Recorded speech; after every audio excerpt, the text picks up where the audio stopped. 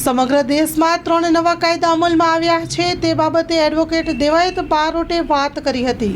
આજના દિવસથી એટલે કે 1 જુલાઈ 2024 થી સમગ્ર દેશમાં CRPC એટલે કે ક્રિમિનલ પ્રોસિજર કોડ, IPC એટલે કે ઇન્ડિયન પિનલ કોડ અને ભારતીય પુરાવા અધિનિયમ એ ત્રણેય કાયદા છે એ બદલી નાખવામાં આવેલા છે। એ બાબતે પાર્લામેન્ટમાંથી કાયદો પસાર કરવામાં આવેલો હતો અને એના ઉપર રાષ્ટ્રપતિની સહી થઈ જતા સરકારે ગેજેટ બહાર પાડી અને આ કાયદાનો અમલીકરણ લાવવા માટેની આજની તારીખ નક્કી કરેલી હતી। એ પ્રમાણે આજથી આ ત્રણ કાયદા જે છે CRPC, IPC અને એવિડન્સ એ બદલી ગયા છે। એના આધારે આજથી જે નવા 3 કાયદા છે એ અમલમાં આવી ગયેલા છે। હવે આ નવા કાયદા અમલમાં આવતા એમાં ઘણા બધા ફેરફારો કરવામાં આવેલા છે। જેમ કે અત્યાર સુધી જે છે એ FIR નોંધાવવા માટે એક જ્યુરિડિક્શન નક્કી કરવામાં આવેલું હતું કે જે પોલીસ સ્ટેશનની હદમાં ગુનો બને એ જ પોલીસ સ્ટેશનમાં જે છે એ FIR નોંધવામાં આવતું। પહેલાં પણ 0 નંબરથી FIR નોંધવાની જોગવાઈ હતી, પરંતુ એ આદેશાત્મક ન હતી।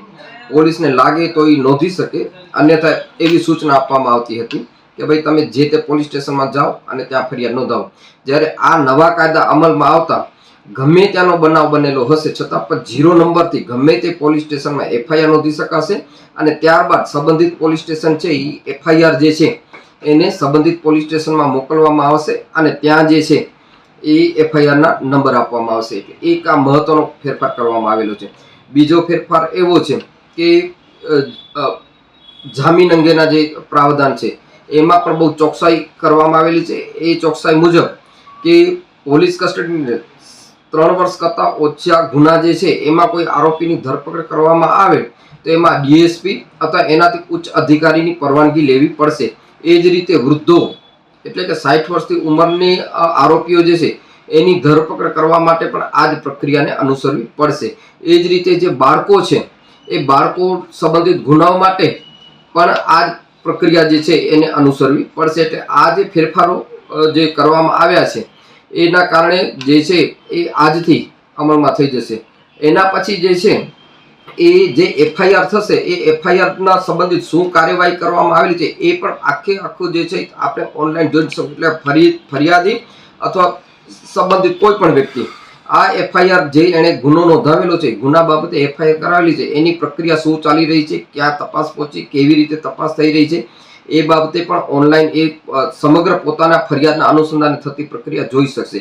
એના પછી જે છે એ ઇલેક્ટ્રોનિકના સ્વરૂપમાં ફરિયાદ એટલે ફરિયાદ ઓનલાઈન પણ થઈ શકશે અને એવિડન્સ જે છે, પુરાવો જે છે એમાં પણ જે છે એ ડિજિટલ એવિડન્સને બહુ મહત્વ આપવામાં આવેલું છે। એના માટે સંબંધિત ન્યાયમૂર્તિ સાહેબોના ટ્રેનિંગ કેમ્પો પણ કરવામાં આવેલા છે, સંબંધિત પોલીસ અધિકારીઓના ટ્રેનિંગ સેશન્સ પણ કરવામાં આવેલા છે અને એના પ્રમાણે આજથી જે છે એ સમગ્ર જે પ્રક્રિયા છે એ એક પારદર્શી બની રહે એના માટે ઓનલાઈન જે છે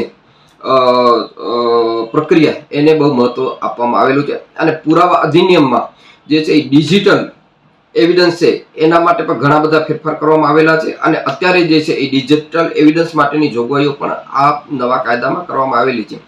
ત્યાર પછી જે છે એ કલમોમાં બદલાવ આવે છે। જેમ કે ખૂનની કલમ 302 હતી એની જગ્યાએ અત્યારે 101 આવી ગઈ છે અને એમાં પણ જે છે એ પુરાવા અધિનિયમની જોગવાઈઓમાં જે ધરમૂળથી ફેરફાર કરવામાં આવેલા છે એ આમાં પણ લાગુ પડશે। એટલે આ રીતે જે ફેરફાર કરવામાં આવેલો છે એનું અમલીકરણ જે ગેજેટમાં નોટિફિકેશનમાં જે તારીખ જાહેર કરવામાં આવેલી હતી એના પ્રમાણે આજથી અમલ શરૂ થઈ જશે અને આજથી જે છે સમગ્ર કોર્ટો પણ આ નવા કાયદાને અનુરૂપ કેસોની ટ્રાયલ જે છે ચલાવવાનું શરૂ કરશે।